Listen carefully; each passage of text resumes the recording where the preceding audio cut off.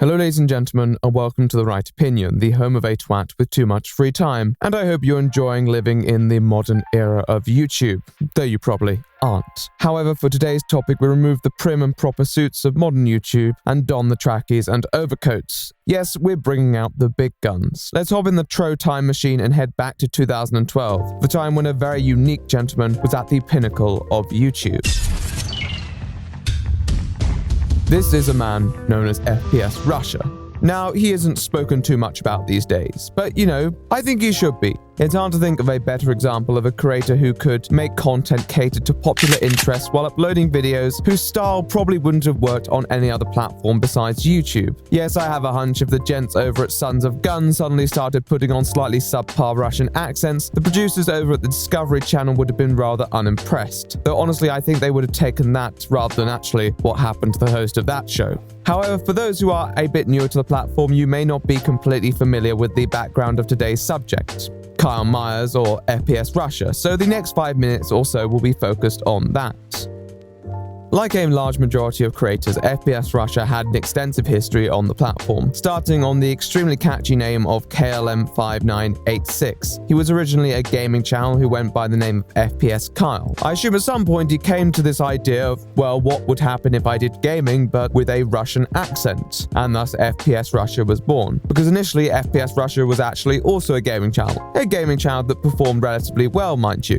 Hell, in one of the old screenshots I'd found, there was even an old comment saying that he was about to blow up. And boy did he, though probably not in the way that people predicted. Playing like this make many people very angry. They send me lots of angry messages and send me mean text message, mean voicemail, and I just laugh and laugh. It is very, very funny to get the hate mail from the bitches. Apparently finding out that this accent was fake was like finding out Santa wasn't real. Well kids, if you're watching this, Santa is as real as this accent. Do what you want with that statement. Not too long after his gaming ventures, Kyle decided to expand his content, attempting more creative sketches, most of which are long gone, although I was moderately taken aback by one named I Love Very Young Girls, alongside some very timely top comments. The glory days of YouTube have truly passed us by. At some point he must have noticed that certain weapon-related content was performing significantly better than the rest of his uploads, and he decided to focus on pursuing that as a brand, a justified business decision. The videos that are currently on his channel definitely represent that brand in the most accurate possible way. With FPSRussia, you would receive a first-class ticket to the gun show. His videos typically exhibited a variety of weapons and stunts based around the discharge of such content. It was punchy, entertaining, and strangely satisfying for a multitude of reasons, all mixed in with that slightly eccentric persona. It was a recipe for success, and in the coming years he experienced just that. He became one of the most popular YouTubers on the platform, at one point being the third most subscribed channel on the whole of YouTube. He appeared in related media, including an ad for Call of Duty Black Ops 2 alongside Robert Downey Jr., and he even launched his own app, FPSRussia the Game, after a highly successful Kickstarter campaign. He was more than just a guy shooting guns, he was a real personality, and he played into that.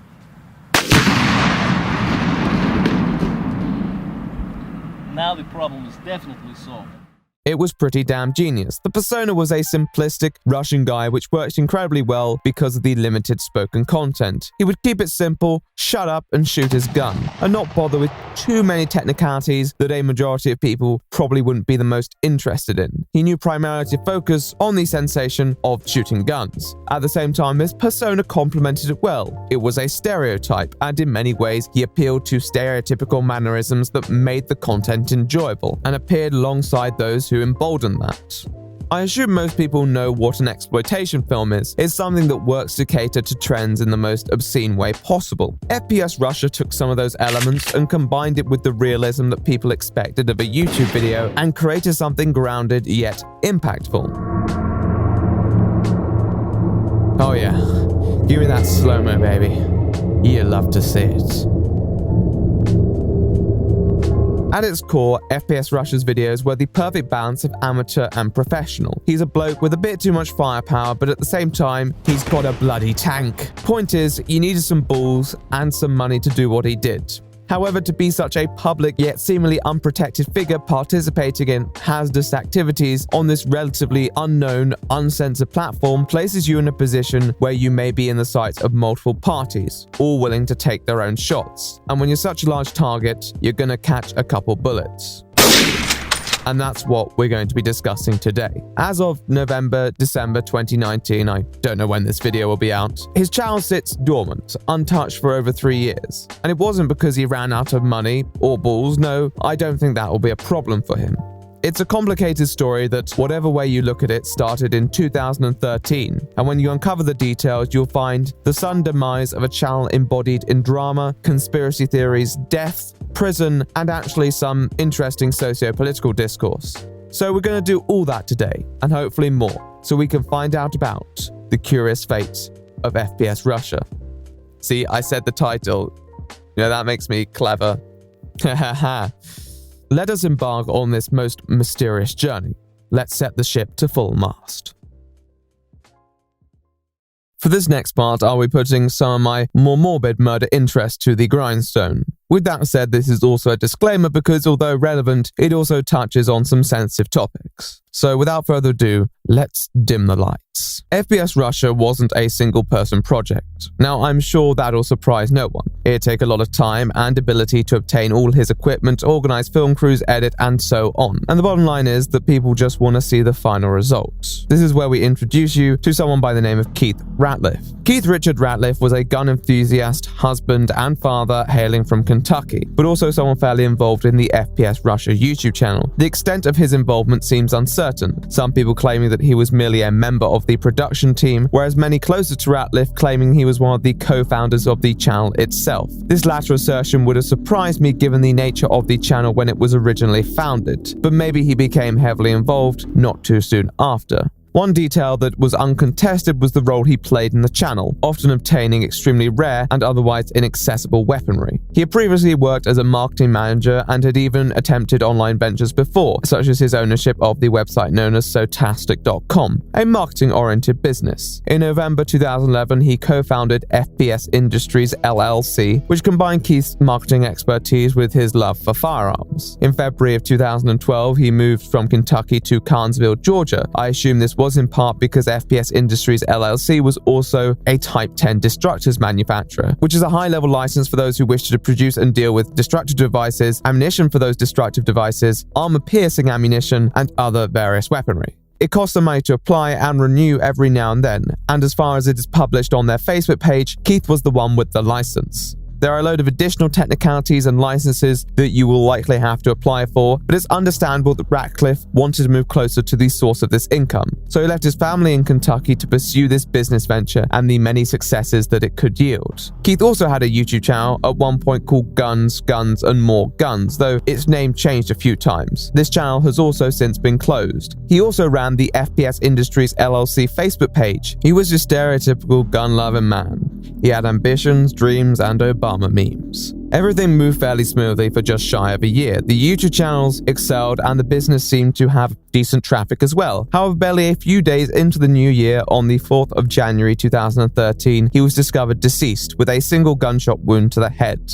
There were a lot of guns surrounding him, but not the one that was responsible for his death. There was no sign of a struggle, no sign of a break-in. A few guns were missing, but nothing that would amount to a theft being the motive. The surveillance equipment was missing as well, so unfortunately the crime wasn't captured. It was a pretty sparse crime scene, and although there was a lot of initial attention on the case, with the state of Georgia police releasing a statement regarding the circumstances, it died down fairly rapidly and left a lot of unanswered questions behind. At the time, there was a lot of confusion, with some people thinking Kyle was actually the one who had been killed, which wasn't the case. And there was also this claim that Keith had been tied up prior to being shot. This was also untrue.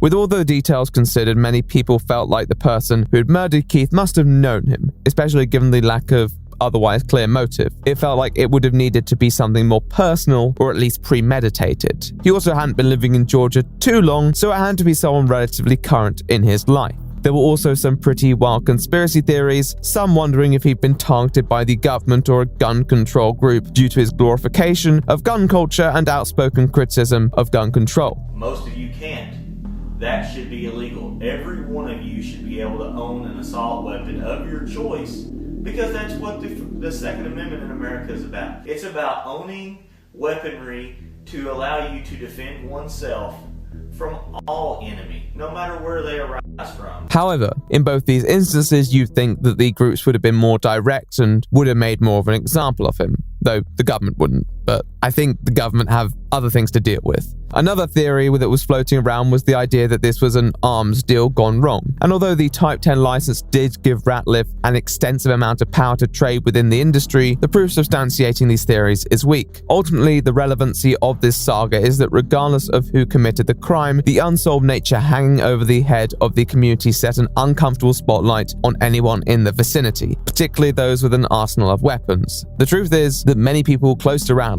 had one person in mind, and that was Kyle. Statements made by those from the Justice for Keith Ratliff pressure group, and even in their petition, clearly alludes to the idea that Kyle was the individual who committed the crime, and that the police hadn't acted on it due to the fact that Ratliff wasn't from around those parts, and Kyle was. As a business partner, someone who knew the environment, and as someone whom Keith would have trusted, there are certain circumstances that may have made this a more fitting theory. But there's also a significant lack of public motive, and given Keith's value to the business, it would have seemed an exceptionally ill-advised move. I don't really want to focus on the theory, but it's important to note how this would have affected the channel, a channel focused primarily on the utility of dangerous weapons. Keith was important, and this incident would have struck fear into a lot of people associated with the channel given the unknown perpetrator and motive. Uncertainty is a curse. What's worse is that given his proximity, regardless of the verifiability, it was inevitable that Kyle, regardless of motive, was going to be one of the key suspects, and Keith's untimely murder put Kyle on the police radar in a way that affected his trade. Less than 2 months later, federal agents from the ATF alongside the Georgia Bureau of Investigation raided his and his father's place. While the ATF claimed it was for unrelated issues regarding explosives, the sheriff claimed it was regarding the murder, the legal side being as coherent as ever. It was never said if anything of value was actually taken, although Kyle wasn't reported to have been charged with anything. Nonetheless, the raid was probably quite stressful, and it was followed by an extended hiatus until his return in 2014. And it has been a very long time since we've uploaded a video, and it's been a while since I've posted on social media as well, and I wanted to first of all explain that I've been through so many times where I've been trying to set up production days, working with film crews, working with high-speed stuff, and everything fell through, and I kept telling everyone, we'll have a video in a week, we'll have a video in a month, and that was based on promises that had been made to me. Then when those promises get broken, I look like the liar, so I wanted to wait until I had everything ready, had several videos in the bank, and we're there now. So first things first, we've got a very nice 12 gauge. But hey, at least he was back, right? Right?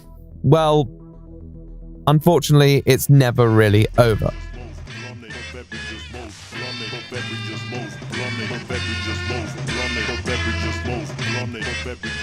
The whole situation regarding the death of Keith Ratliff was a blight on everyone involved, particularly given that it was unresolved. The variety of theories couldn't really change the people who were closest to him at the time. One of the biggest issues is that our friend Kyle probably anticipated that the police were under some sort of pressure to solve the crime, and that given his public YouTube channel, he was playing with fire in more ways than one. However, he couldn't risk compromising his business. It was still incredibly successful. He still had an audience, and he still had a demand. So as noted in 2014, around 9 months after the raid of his house, he returned triumphantly and resumed his content. Now, I'd say he's not really afraid of taking risks, so I doubt it was the most difficult decision at that point. And besides, at that point, the feds had done a sweep. There wasn't really much else they could expect to find. However, many police departments may attempt to find reasons to return to the residence of a suspect later on, in case the subject in question had temporarily moved certain suspicious items and returned them at a later date. Therefore, the police would have no hesitation in returning if granted the opportunity. Of course, they would need suspicious activity to justify a warrant, and although one wouldn't describe FPSRussia's activities as particularly regular, in the context of what he did with his channel, it was hard to frame it as criminally suspicious. Nonetheless, even after his return, a lot of the YouTube mystery persisted in the world of FPS Russia. A lot of internet detectives didn't let off. People trying to work out who had murdered Keith Ratliff as if they were gonna bust open the case. And in spite of understandable irritation from the team at FPS Industries, they eventually granted one interview with Kyle, with conditions prevailing that the questions were sent in advance. As far as why he was killed, who's to say? I loved Keith. Keith was my buddy. Keith had been my friend for a couple of years. We traveled the country together. So it's hard for me to say, oh yeah, this person or that person, everybody's got enemies, I suppose, people who don't care for the way they do things. He had a rocky personal life with women. I know he'd had some trouble in business in the past, but nothing that would bring something like this, at least we wouldn't think so. So, no idea. It's, no idea. I don't really have too much to add here. What I know about Keith didn't extend to such matters, but I can understand why he didn't want to make further comments. At the same time, it's good to have a statement out there for reference. This interview was part of another documentary that framed Kyle fairly negatively. And to be honest, although he maybe should have turned up at some of the prior interviews, if I was in his shoes, I'd probably be a bit frustrated about the situation persisting in the way it had. It's hard to conclude anything. The video is called Who Killed Keith Ratliff, and all you conclude is that no one had a bloody clue.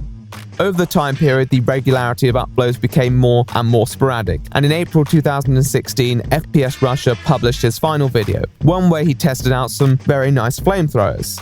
These videos seem fairly routine in nature, and nothing was identifiably wrong. It's unclear as to why he exactly stopped at that point. Screenshots in the months prior showed his channel not performing too well, but still somewhat decently, though obviously such weapons wouldn't have been particularly cheap to own. Also, another really important thing to note was that this was around the time of the apocalypse, and honestly, it's hard to see how a channel like his would have received many liberties. It sucks because on principle, he's not a terrorist, and what he does isn't particularly exceptional to many shows you'd see on TV. But for creators who deal with any sort of weaponry, the mere sight of them in 2016 would have probably given the lads over at Googleplex an aneurysm.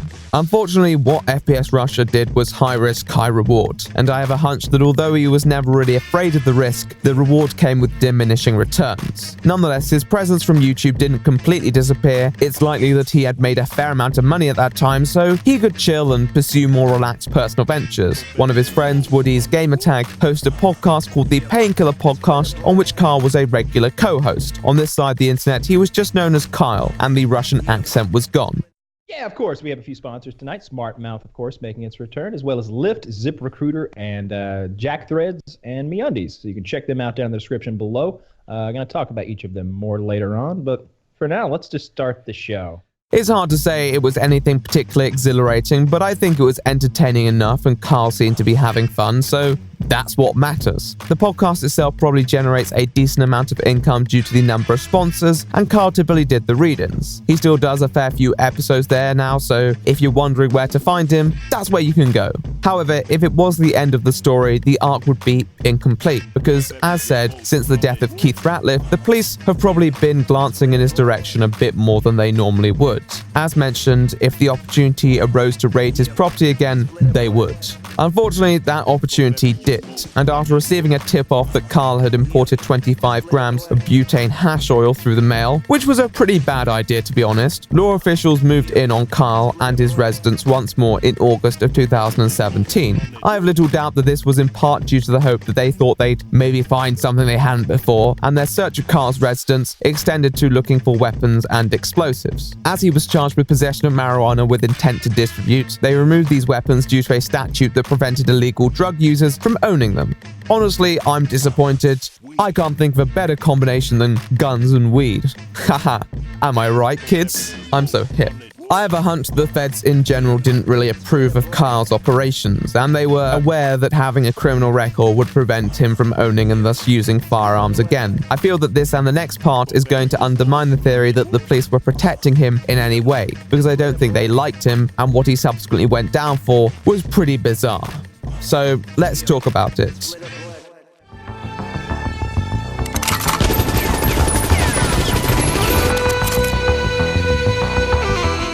The state attorney accumulated a list of crimes that they felt our good friend Carl here was culpable for. These crimes included possession with intent to distribute marijuana and butane honey oil, maintaining a drug premises, possession of a firearm with an obliterated serial number, and possession of a firearm by a drug user. That's a lot to digest. Now, the possession with intent to distribute charge is the main charge that we'll focus on. As a felony, it incurs up to 30 years in prison, which would not have been a good outcome for anyone. However, the severity of these penalties are known to be highly dependent on the circumstances surrounding them, and Carl didn't have a previous criminal record, nor was he some drug kingpin. In fact, according to a later podcast after he was released on bail, it seemed to be quite the contrary. But we're quite sure that women would come to his house, his girlfriend even, and smoke a joint with him occasionally. And so that was distribution. Providing what he says is true here, law enforcement's reasoning is ridiculous. It's a piss take. However, as noted, this was not the only charge, and the others may have carried significant punishment if he was found guilty, which seemed like a plausible enough possibility for Carl to vouch what is probably known as a plea deal, or plea bargain. This plea deal basically meant that the latter 3 charges that he was facing were completely dropped, and he was only sentenced on the basis of possession of drugs with the intent to distribute, which to me still seemed kind of daft. Carl was prosecuted at a federal level as, according to him, the state screwed their case up because they legitimized a warrant on the basis that Carl was wearing cargo shorts, which as a fashion choice implied he was going back to his house with the marijuana. Let's be clear, they wanted to search the house. If what he says is true, which it may well be given the leniency of the subsequent sentence, I think he may have had a chance at fighting the case. But on the other hand, he knows the environment of Georgia better than me, and given some of these charges seem stacked up, I understand why he cut a deal. Though once again, it all seems like a bit of a stitch-up. I get why plea deals exist, it just sucks that a possibly innocent party may be coerced into that position due to the incentive of having other cases dropped. I hate it. I hate that system. On the other hand, the fact that he did cut a deal makes me wonder if he ever intended to return to FPS Russia. If he was prepared to blow up vehicles in his proximity, I'm sure he didn't mind a risk or two here and there if it was something worth fighting for. Although the criminal record sucks, and I'm sure legal advice factored into it to a degree, in hindsight he seemed fairly unfazed talking about it, reflecting on it like an entertaining story. The scariest thing that happened was about 10 days in, the black guy comes by my cell. He comes by and he goes, "Yo, man, I thought I'd let you know. There's somebody in here that's wanting to get with you." Someone's looking to get with me? Like, yeah, they looking to get with you. I was like, well, you let them know that I'm not looking to get with anybody, and I won't go down with a fight. I was like, that's not happening. He's like, I'll pass the word on, man, but you watch your ass. And I'm thinking, like, I wonder if he's going to add literally at the end, but he's not a smart guy, so he just walks away.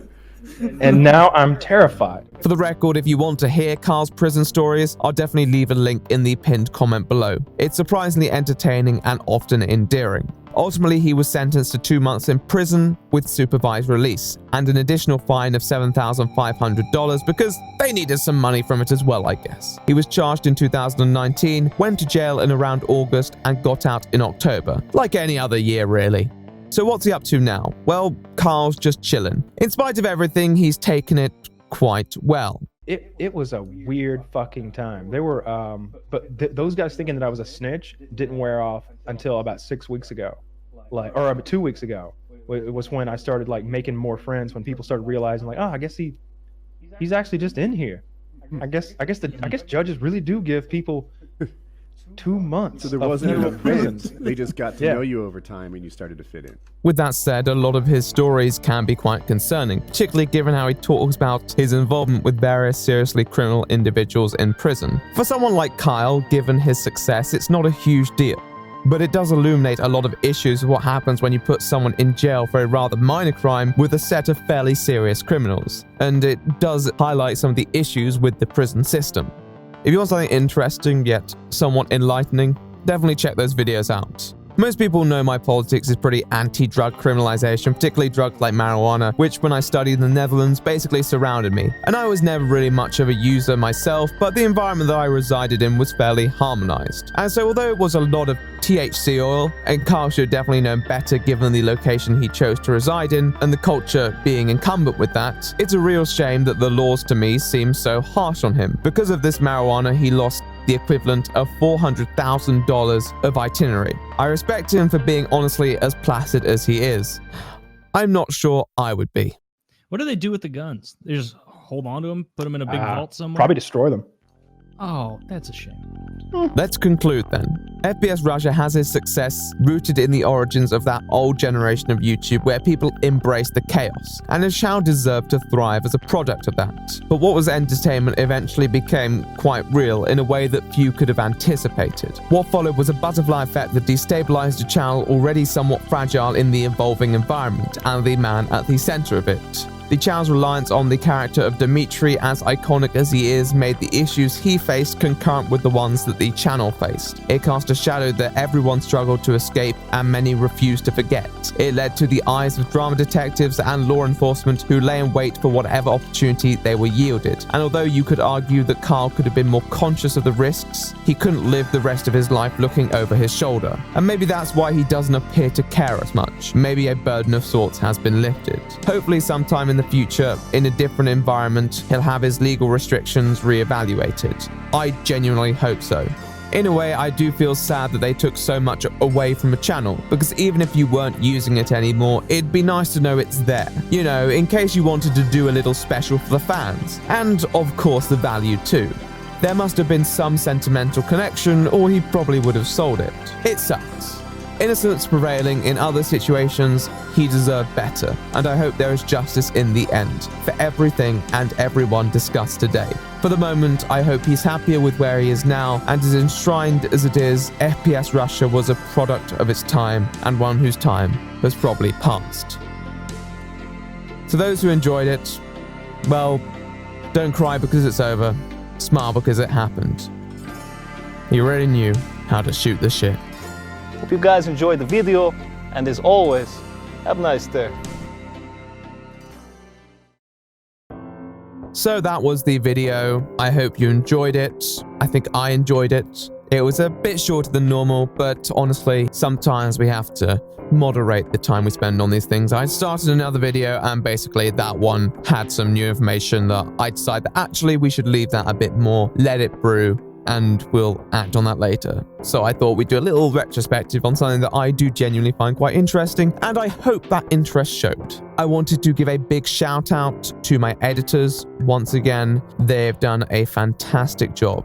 I can't really thank them enough. They used to do great work time after time, and it's great to know that I can rely on people to make content that's entertaining for so many people. I also want to give a big shout out to my Patreons. Current Patreons, at the time of recording, November of course, is my $10 Patreons up on screen right now. $50 Patreon, Some Hullabaloo, Nico Deschamps, and Caroline, and my $100 Patreons. We have a new Patreon who I'm putting my faith into for the pledge to go through at the end of the month. Stanton, thank you very much, man. It really makes a difference. I also wanted to give a big thanks to Brandon, someone who I still don't know who he is. His pledge has now, lifetime pledge has hit $1,000, which honestly is incredible. And I can't thank you enough, man. If you're watching this, love you. I hope you still take something away from my videos. I hope you haven't spontaneously died or something. That would be terrible. Also, if you want to hit me up, Twitter, @TheRightOpinion, Discord, and of course, Facebook, though I don't use that right now. I'm going to try and get back on it. It's all been a bit messy recently. I need to be a bit more organized. Also, my Instagram, which is basically a bit more personal. If you want to know what I'm up to, what I'm doing, typically writing, scripting, talking like this, editing, or playing just dance, because you know me, great dancer. And I'm The Right Opinion, and I'll see you in the next one.